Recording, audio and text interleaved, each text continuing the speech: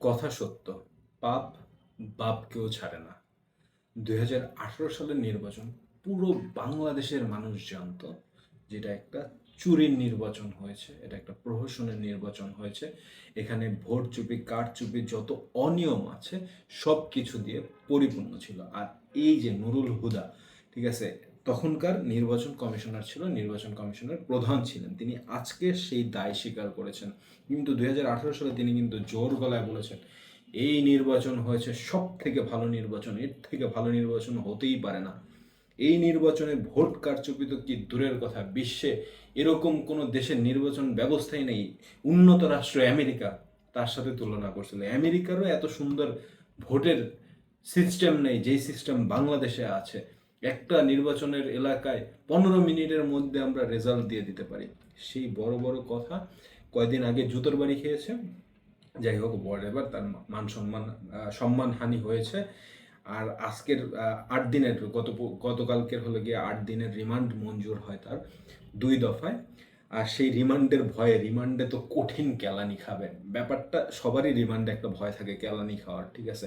সেই কঠিন মার খাওয়ার ভয়ে তিনি নিজের থেকে স্বীকারোক্তি দেন যে আমি নিজে স্বীকারোক্তি দিচ্ছি, সজ্ঞানে ধ্যানে স্বীকারোক্তি দিচ্ছি, আমাকে আর মারধর করার দরকার নাই, আর টর্চারও করার দরকার নাই, ঠিক আছে। সো আজকের দায়রা জজ আদালতে ঢাকার আজকের মঙ্গলবার ঢাকা অতিরিক্ত মেট্রোপলিটন ম্যাজিস্ট্রেট মোহাম্মদ জাহিদুর রহমানের আদালতে তিনি স্বীকারোক্তি দেন যে ২০১৮ সালের নির্বাচন ছিল প্রহসনের নির্বাচন।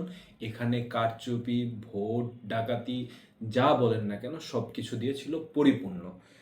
যাই হোক, এরপরে বিস্তারিত তো আর তদন্তের কথা এখনই প্রকাশ করেনি, বাট উনি যে আদালতে স্বীকারোক্তি দিয়েছেন, স্বীকারোক্তিমূলক জবানবন্দি দিয়েছেন, এটার নিউজটা বর্তমানে বেরিয়ে এসেছে। তো এটা দিয়ে এটাই বোঝা যায় যে ২০১৮ না, বিগত 17 বছরে অনেক কিছুই হয়েছে যেগুলো মানুষ ভয় ছিল না তাদের, এই জন্য তারা মিথ্যা দিয়ে বড় বড় দালান বাড়ি অট্টালিকা বানিয়েছে, মিথ্যার দালান বাড়ি, ঠিক আছে।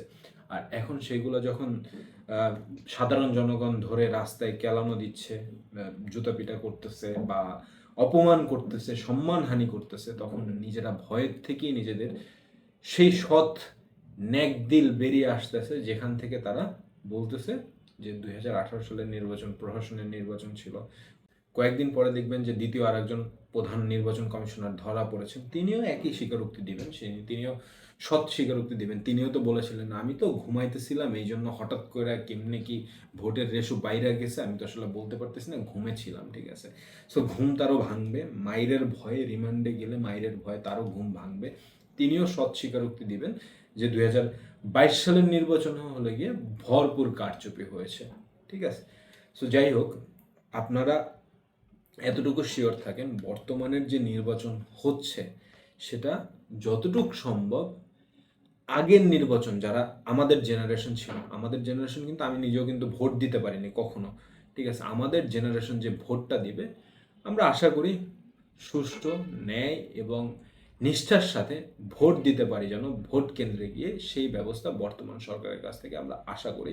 এবং ইনশাল্লাহ বর্তমান সরকার আমাদের এই ব্যবস্থাটা যেন করতে পারে, যার ভোট যাকে মন চায় তাকে দিব এবং নিজের ভোট নিজে দিব।